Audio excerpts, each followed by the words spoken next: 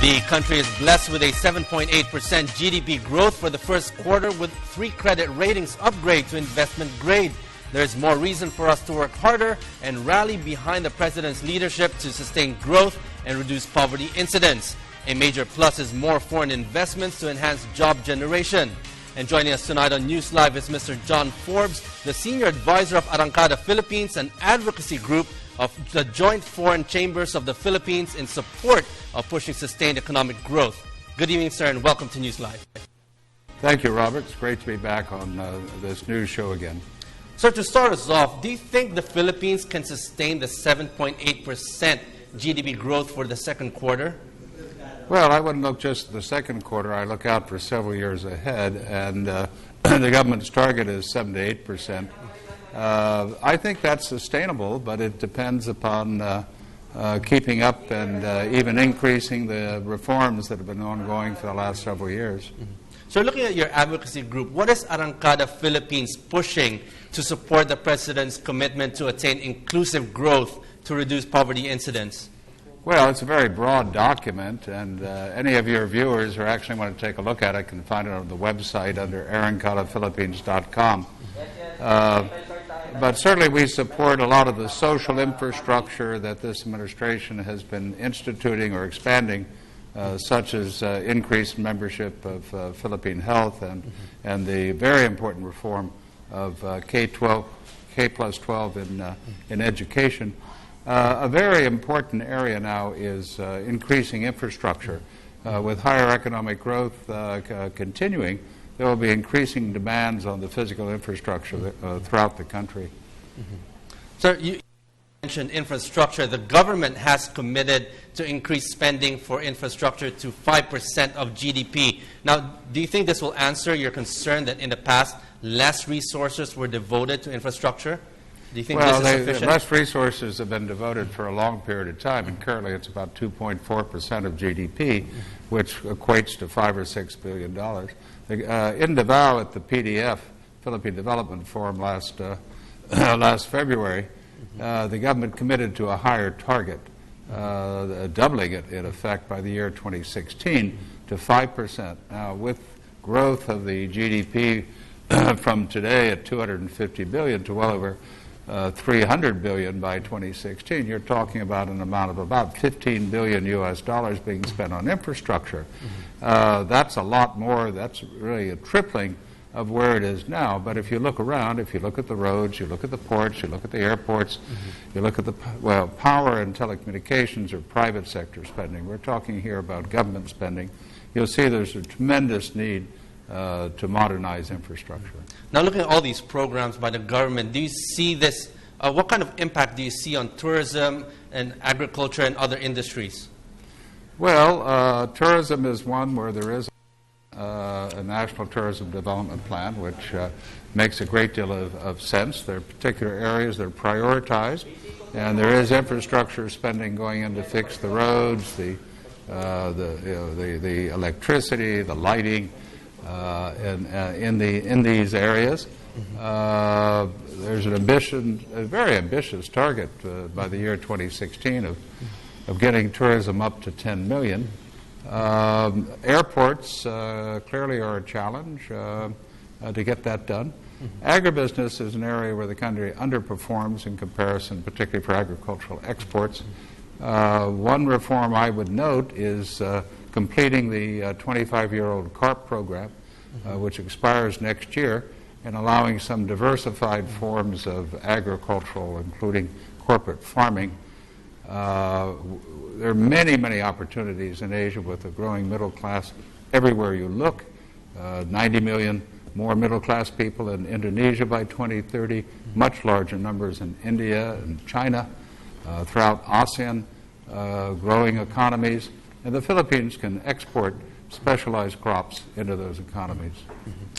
Now, sir, looking at foreign investments, do you see them coming in soon given the credit rating of the Philippines to investment grade? Well, they're not really looking at the credit rating. Credit rating is something that's good for the government so that it can borrow at lower rates, borrow more easily, and of course it reflects the strong positive macroeconomic management by the economic team and the president. But what investors look at, it depends on the business that the investor is doing. If he's in manufacturing, he has to look at his labor costs. He has to look at the number of holidays he has to pay, the minimum wage, the skills of the workforce that he can hire. And the Philippines has a very, very abundant workforce, but it doesn't always have the correct skills that the investor is looking for. If it's low-cost labor, frankly, the country has lost it. I look at the exports of footwear and garments from Vietnam to my own country, the United States, and there are many, many times what the Philippines still has because it's too expensive here. Cost of power is too expensive. So every investor looks at different things. Now, the government is definitely looking at areas of investment that can create a lot of jobs. I mentioned two, tourism and agribusiness. Manufacturing, I hope there could be a revival of that. And there are more Japanese companies coming in.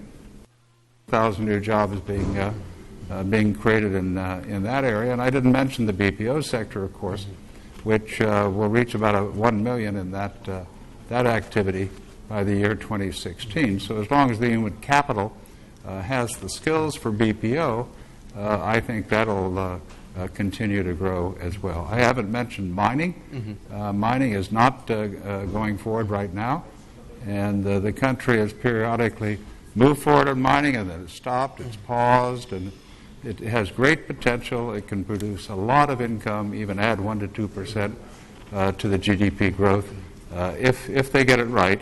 And getting it right now depends on getting a proposal, which the public has not yet seen, through the Congress in the near future that may increase the income for the government.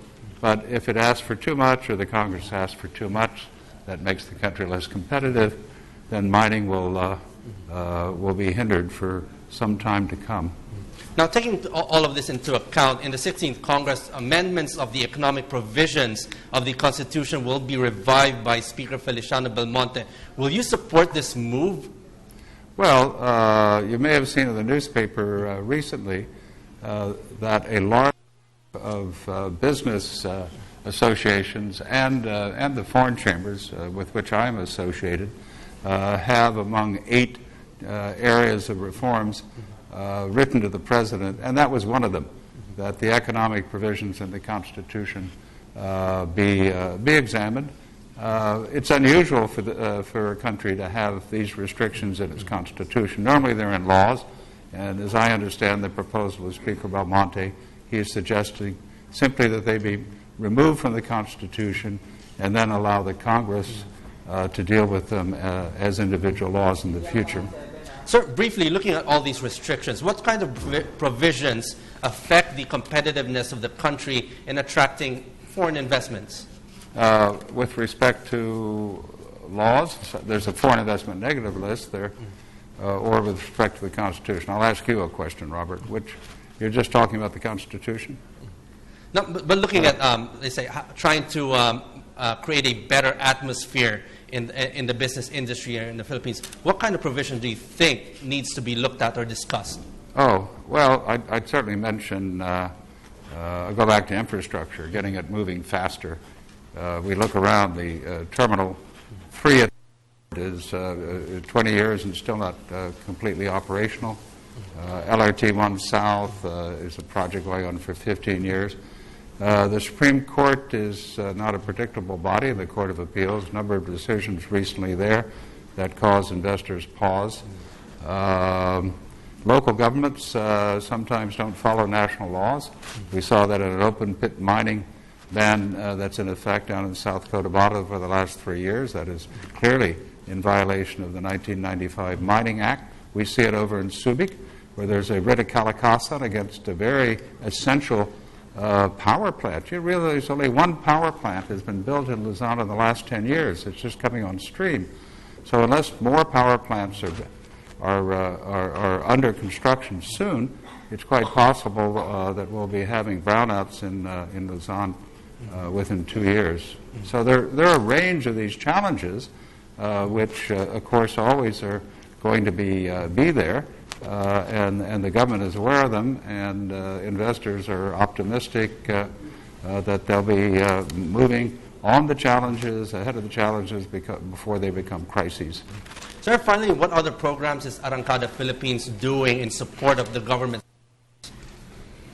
Well, it's very broad, a broad document with almost 500 recommendations.